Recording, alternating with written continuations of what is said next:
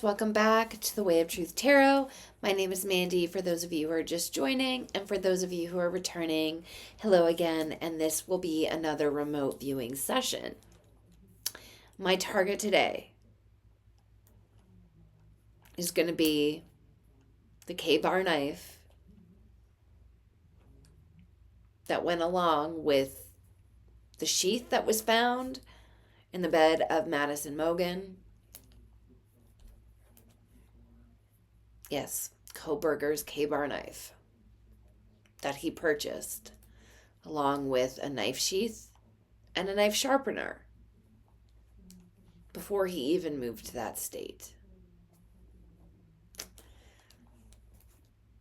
Yeah, we're gonna see what comes up. So, everything stated in this video is alleged, and I'm just going to be drawing what I see, writing what I hear, and at the end of my remote viewing session, I will debrief you all with my findings. And so this is all alleged, my opinion, not facts. So, yes. I'm not going to go into the backstory because, yeah, I'm just not. It's not what this video is about. If you don't know who Bryan Kohberger is, if you have not heard of the Idaho 4, then I suggest you do some research on that and then come back. There's a lot of, yeah. Okay. So I have my hemi-sync tones on my iPad. These are certain tones that I listen to that help allow both sides of both hemispheres of my brain to sync up and work. So, yeah. I've got that, noise canceling earphones, my pen and my paper, and my target is the KA-BAR knife. We don't know where it is. That is my target. So, without further ado, let's get started.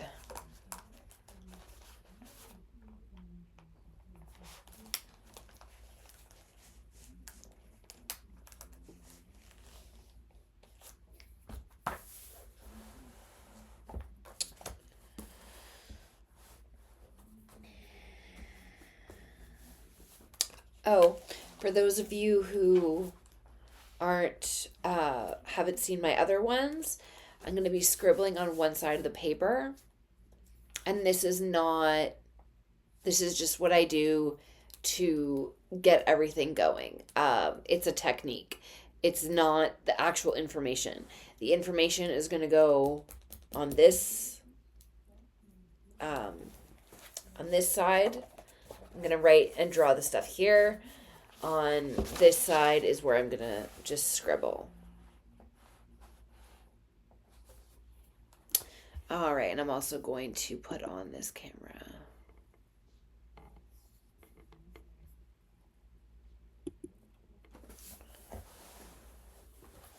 So I've got my date. This is where I'm going to be drawing. This is where I'm going to be scribbling.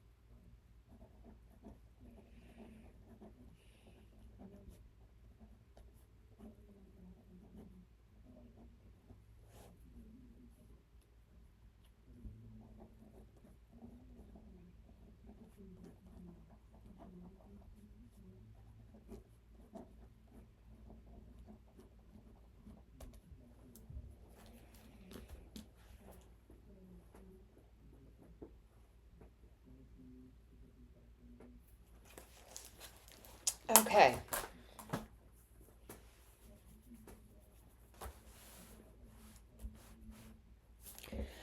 Alrighty. So I don't feel like he went very far from Moscow to get rid of the knife.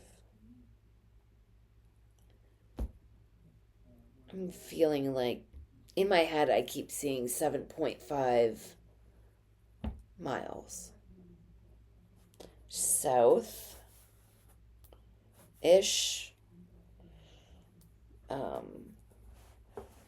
I first saw the silhouette of the back of a man, and he was on a shore,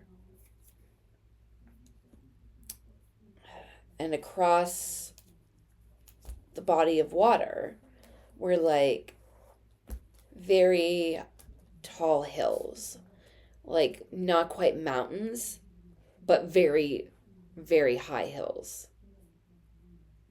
It would be very hard to walk up them. Almost reminds me of like, I've never been to England, but I've seen lots of pictures of moors and how like the hills look very rolling, but they're very high. Like not quite mountains, but like a lot larger than a hill too.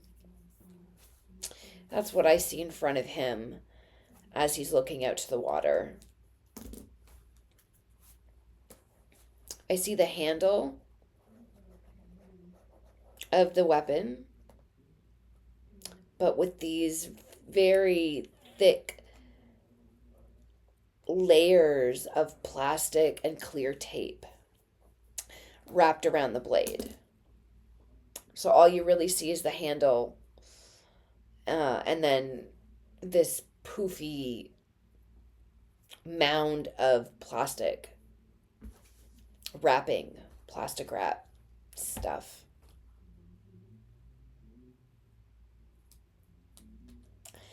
And I got this overwhelming inner conflict on whether or not you should get rid of the knife. There was this insatiable desire to keep it. Almost like he was insulted that he had to get rid of it.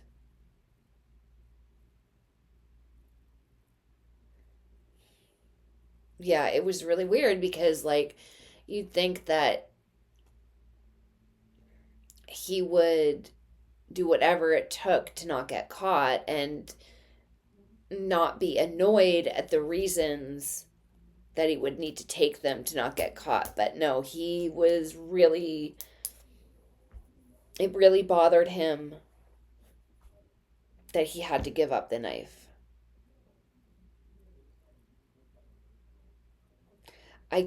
There's so much attachment to that thing that I keep seeing his thoughts coming back to it, even now. He knows he knows exactly where it's lying. And he didn't just throw it in the river. He plunged it deep into mud. Like this thing's not, I don't see this thing sinking to the bottom and just staying on the bottom. It's under mud. Like he dug down with it and like almost to his elbow.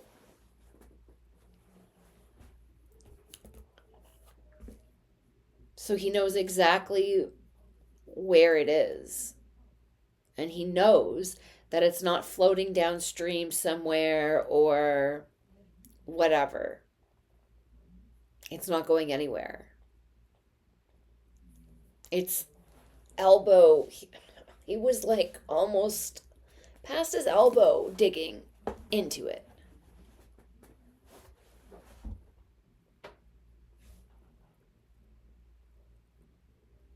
And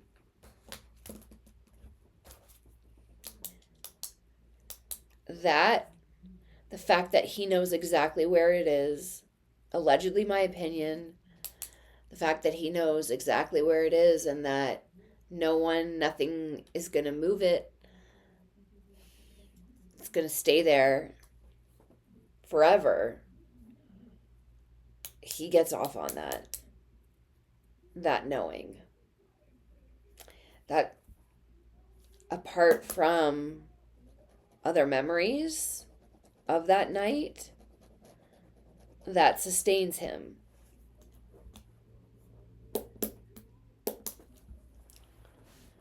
And then, so this is Moscow. This is the river. There's a tree. Right. So we drove past the tree, like just past the tree, and pulled over on the shoulder of the road right in front of the tree. And then he walked down there's like a little embankment here. And he walked down to the river's edge.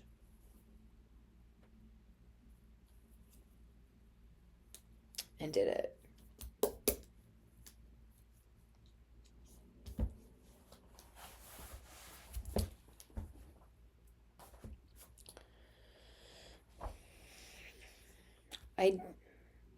I didn't see anything else in terms of anything else, like if he had a bag where the clothes were that he was wearing that night, nothing like that. Didn't even roughly see what he was wearing. It was dark. It looked to be like a black, I don't know, jacket, some kind. But really, I just saw him standing there and then reaching down into the water, like with his arm really in the water, burying it.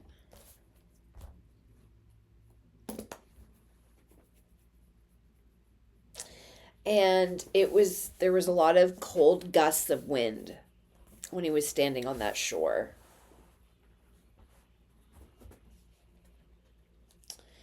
So, yeah, that is what I got. If you guys want, maybe I'll do another one and see if I can get some more information. Or if there's any other place that you'd like me to remote view, let me know. Thank you very much. If you are enjoying my content and you have not yet subscribed, consider doing so. It really helps my channel out, and you'll get notified, or you'll be able to get, if you click the bell, you'll be notified when I upload new content. All right. Thank you very much, and I'll see you guys soon. Bye.